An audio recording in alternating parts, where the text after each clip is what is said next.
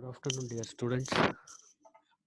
In today's class, we'll discuss Module 5, Part B of Module 5, that is radar antennas. So, Module 5 as such has two parts, namely the radar receivers, and the radar antenna. The radar receivers was covered long back, where the different radar receivers, the signal to noise ratio, and duplexer, receiver protectors, and types of displays were discussed. In this chapter, that is radar antenna, basically you have read antennas. Why you require an antenna to transmit or to receive? So pertaining to the station, base station or radar receiving station, you require an antenna through which the electromagnetic waves, the reflected signals from the target can be received. The main important functions of a radar antenna: it can act like a transducer. So what does it mean? Okay, transducer is a device which converts one form of energy to another form. So the first point indicates here the radar antenna act like a transducer between propagation in space and guided wave propagation, the transmission line. A sort of intermediate form between the guided wave, where the signal or a waveguide, between the waveguide and the free space. Okay. The radar antenna concentrate the radiated energy in one direction of the target. So target can be a fixed target or a moving target. Job of an antenna is to concentrate the energy towards the target. Soon after the signal is radiated from the antenna or transmitted from the antenna, it touches the target and the radar receives the energy. Okay, and that is called the echo signal, which I have studied in the previous modules. The echo signal, when it is received, it can be a form of a scattered beam. It can be a form of scattered beam. So those scattered beam can be collected. The target information can be measured in terms of the azimuth elevation angles or in terms of both. When you measure the azimuth angle or the elevation angle, the location of the target can be found. The location of the targets can be found. Now, the radar antenna, when it is collecting the echo energy, okay, echo energy scattered back to the radar as it is measured by the effective aperture of the antenna, which is important. Now, the next thing which you can come across, the major function of an antenna, radar antenna, acts as a spatial filter to separate or to resolve the targets in a spatial domain, that is angle domain, and rejects the undesired signals from the directions other than the main beam. The main beam is a commodity where the target information will be there. So antenna, when it is radiating or when it is receiving, it will have certain beams called mainly main beams and the side lobes. The filter which is present in the antenna acts like a spatial filter when it is receiving to separate the targets in an angle domain and rejects the unwanted signal. Now, this also provides a volumetric coverage of the radar, and finally usually establishes a time between radar observation of the target. So there can be, in addition to this quoted points, there can be other functionalities. The antenna is that part of the radar that is most often described or portrayed when a picture where with an antenna it can be a big and a electrical, so within the limits of mechanical and electrical tolerances and constraints imposed by the physical space available on the vehicle that carries the antenna. You can note here, the larger the antenna, the better the radar performance. The smaller the smaller the smaller can be a transmitter, and less can be a total amount of prime power needed for the radar system. So I repeat, the larger the antenna, better performance. The smaller can be a transmitter. Okay, when the antenna is made large enough, these transmitter and other equipments in the system can be made small. The transmitting antenna gain and the receiving effective aperture are proportional to one another, so that the large transmitting gain implies as a large effective aperture and vice versa. So in general, for a radar antenna has been used for both reception and transmission. Almost all radar antennas are directive in nature. So I mean to say that the energy is directed in a single direction. The almost all radar antennas are directive and have some means for steering the beams in angle. Steering the beam in the sense the angle beam can be rotated in a required direction. The directive beams mean, what do you mean by directive beams, which is used in an antenna? Mean to say it has narrow beams which results in angular measurements and allow closely spaced target to be resolved. Whenever there is a closely spaced target, under such condition, a narrow beam antenna or a directive antenna with narrow beam will try to resolve the close enough targets. An important advantage of, there is an important advantage of the microwave frequency for radar is that the directive antennas with narrow beam widths can be achieved with apertures of relatively small size. To sum up or to summarize, the radar antenna will be considered as either transmitting or receiving antenna, depending on which is more convenient for explaining a particular antenna property. The antenna designers, what so far they have done, are varieties of directive antenna types, from which to choose an including the reflector antenna in its various forms. You have different forms like phased array, end fire antennas, and lenses. They all have been some application in radar at one or the other time. These antennas differ in how the radiated beam is formed and the method by which the antenna is steered. Steering in the sense mechanically rotating or physically positioning, or maybe electronically antennas can be rotated.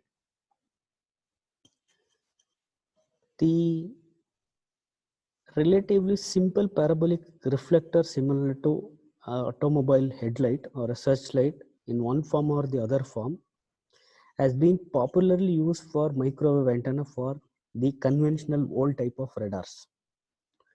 Parabolic cylinders or paraboloid are used,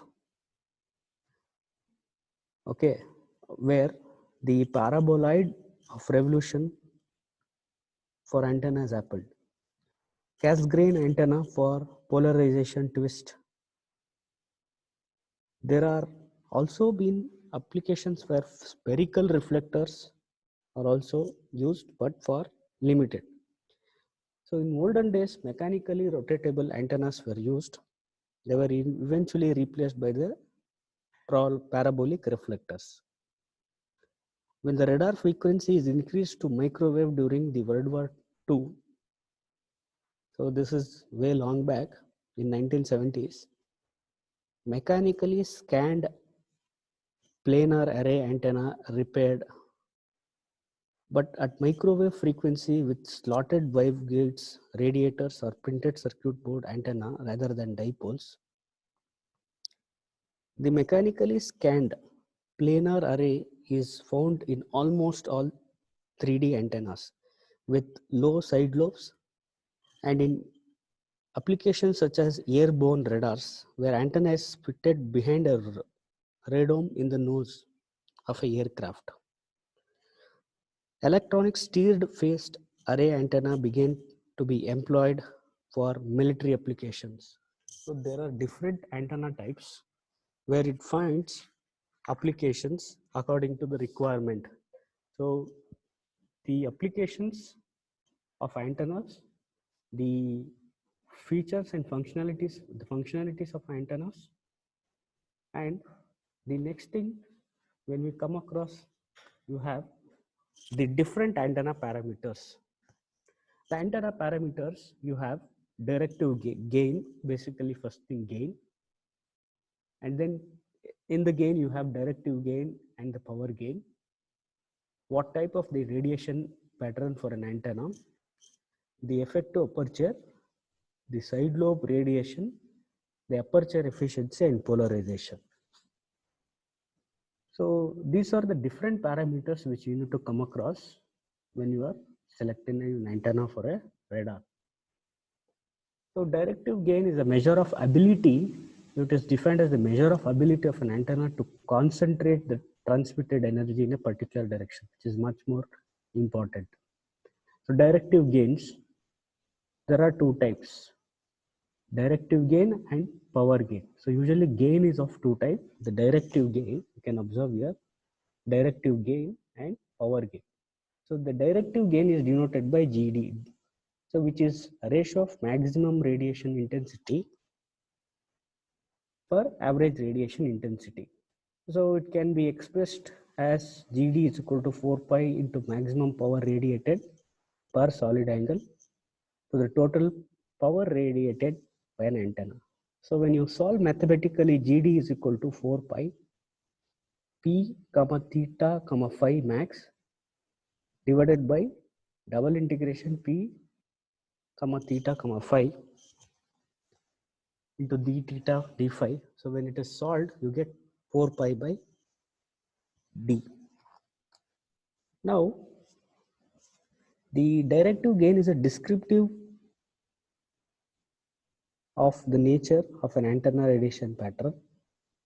So usually the definition of gain, that is interest, the power gain is related to directive gain, but it take account of loss in the antenna itself.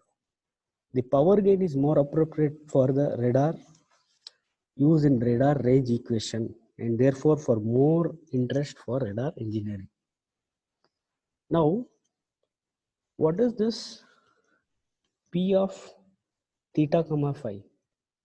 So power per unit solid angle in the direction theta comma phi, and it is denoted by P of theta comma phi.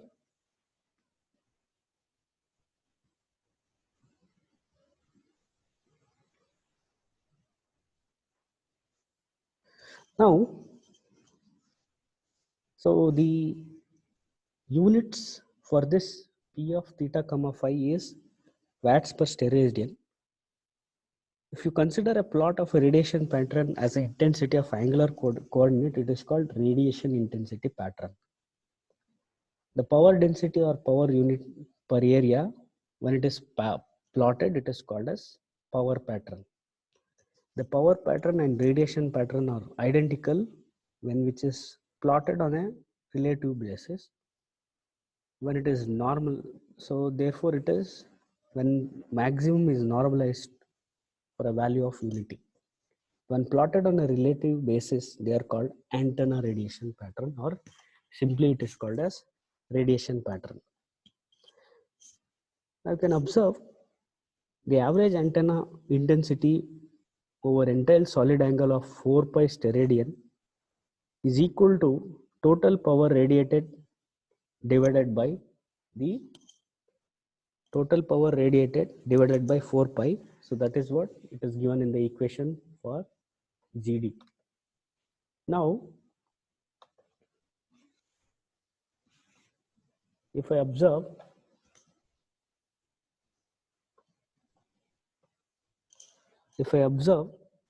the equation indicating the procedure by which the directive gain can be found from the antenna radiation pattern. The maximum power radiated per solid angle is obtained by an inspection, and the total power is radiated is found by integrating the volume under radiation pattern, which is given by this equation. Now, what is this B in the equation? B is a beam area, and it is defined by double integration P of theta comma phi d theta into d phi divided by the maximum. The beam area is a solid angle through which all the radiated power would pass if the power unit solid angle over the entire beam were equal to P of theta comma maximum. So it also defines in effect an equivalent antenna pattern. If you can say that if theta b and phi b are the half power radian beam widths in two orthogonal planes, then beam area is approximately equal to theta b and phi b. So when I substitute that for b, you get 4 pi GD is equal to 4 pi divided by theta b into phi b. So this expression assumes that Gaussian beam shape with theta b and phi b defined as a half power beam width. Now, the another consideration, what is that? So equation for GD is only approximation, should be used with caution. So with another approximation and improvement, we can say that GD is equal to 4 pi changes to pi square divided by theta b into phi b. So next, we have to go for the power gain. Power gain indicates, which is denoted by G. So power gain indicate, which is similar to a directive gain. So except it takes account of dissipative losses in the antenna. It can be similarly defined as that such of the directive antenna if the denominator is the net power accepted by the antenna from the connected transmitter. So as an equivalent, G can be defined as the ratio of maximum radiation intensity from a subjective antenna to the radiation intensity from a lossless isotropic source with the same power input. Whenever there is a choice whether to choose, the power gain should be used in the radiation equation since it includes dissipative losses introduced by the antenna. But the directive gain, which is always greater than the power gain, is more closely related to the antenna beam width. The difference between the two antenna gain is usually small for a reflector antenna types. The power gain and the power gain and the directive gains are related by the radiation efficiency rho r, which is given in the equation G is equal to rho r into GD. So the radiation efficiency is also a ratio of total power radiated by the antenna to the net power accepted by the antenna at its terminal. So there is a distinction between two definitions of gain, so often can be ignored in practice, especially when deceptive loss of an antenna is very, very small. The definitions of power gain and the directive gain were described in terms of transmitting antenna. So because of the reciprocity, the pattern of receiving antenna is same as that of the transmitting antenna. So the receiving antenna can be described by the same gain as that of the transmitting gain.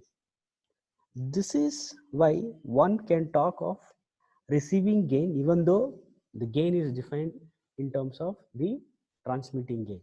So mean to say, it is considered the both transmitting and receiving has same gain.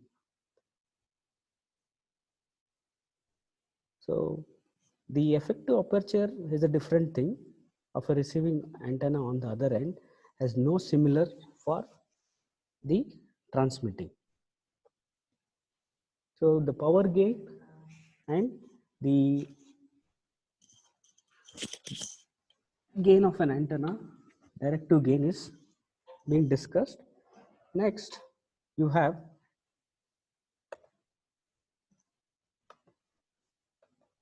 the radiation pattern of an antenna. What is this radiation pattern of an antenna? So, which is indicated in the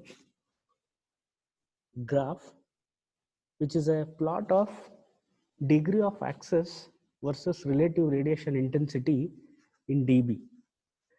It looks quite complex, but the antenna gain, when you try to analyze, the gain meant the maximum value.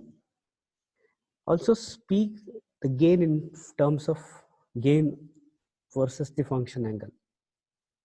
Okay, so it is, you need to consider the relative gain for this case. So what does it mean? Quite often the ordinate of radiation pattern is given as a function of angle.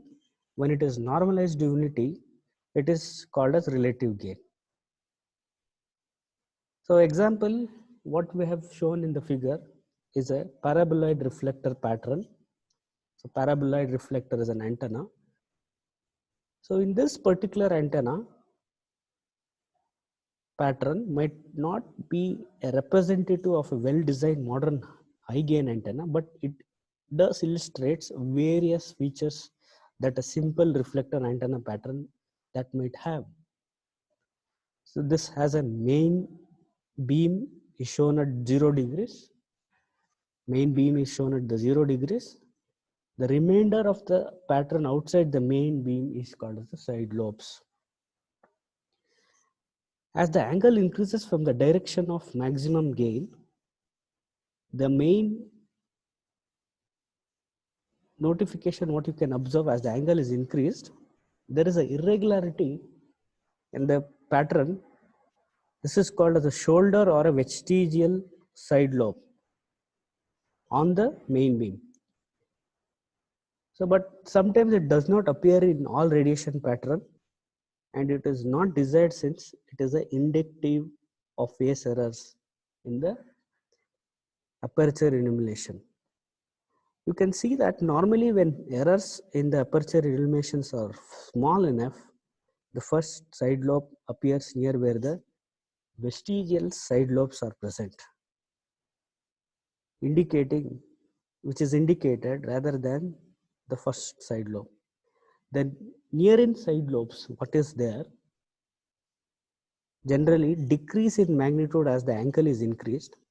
The decrease in determined shape of aperture as you go on. Eventually the side lobe due to the aperture illumination are masked by the side lobe due to the random errors. Due to the random errors present over there. With the conventional reflectors which were used long back, there usually will be a spillover radiation as well. A spillover radiation, this appear, which is shown in the figure with a degree ranging from 100 to 110. Okay, this radiation pattern also has a pronounced lobe.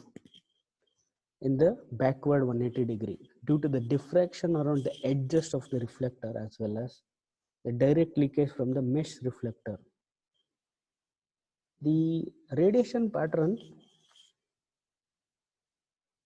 what is shown is a function of one angular coordinate, but actual pattern is a plot of radiation intensity as a function of two angle. What is indicated here is a one angle, but actual one is a two angle. The two angle coordinates employed the ground based radar antenna are the elevation and azimuth to be considered. A complete three-dimensional plot can also be done, which is a complicated thing and to play and interpret. So which can be done, for instance, where P of theta comma phi is equal to P of theta comma 0 into P of 0 comma phi. What does it mean? An antenna with a symmetrical pencil beam pattern can be represented as a single plot in one angle coordinate system because of its circular symmetry. The radiation intensity pattern for a rectangular or rectangular-like aperture can be a product of P of theta comma 0 into P of 0 comma phi. Finally, you can say that when the patterns can be expressed in this manner,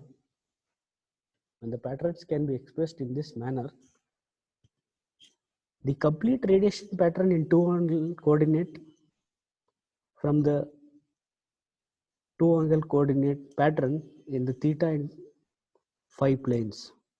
So to analyze, you have the single angle coordinate. The axial and radiation pattern has the main lobe, vestigious side lobe, the first side lobe, and another minor lobes and the spillover. So this is all these lobes are indicated for a antenna which is considered not for the high sophisticated new antenna. So this pattern is for an antenna which is used often called as a conventional antenna for a used long back. Now moving on to the next thing, you have the effective aperture of an antenna, which is a measure of receiving antenna, measure of reflective area represented by the incident wave. So which is given as a given previously, G is equal to 4 pi A square divided by lambda square, where A is equal to rho A into A, where lambda is the wavelength, rho A is the antenna aperture efficiency. And what is this A? A is the physical area of the antenna. The aperture efficiency here, you need to note, depends on the nature of the current illumination across the antenna. With uniform illumination, you can say that rho A is equal to 1. The advantage of high efficiency obtained with uniform illumination is tempered by radiation pattern having relatively high peak side lobe levels. An aperture illumination that is maximum at center of aperture, and it often tapers off in amplitude towards the edges as lowers side lobes, but less efficiency than the uniform illumination. So these are the two important parameters for gain and the effective aperture which is considered.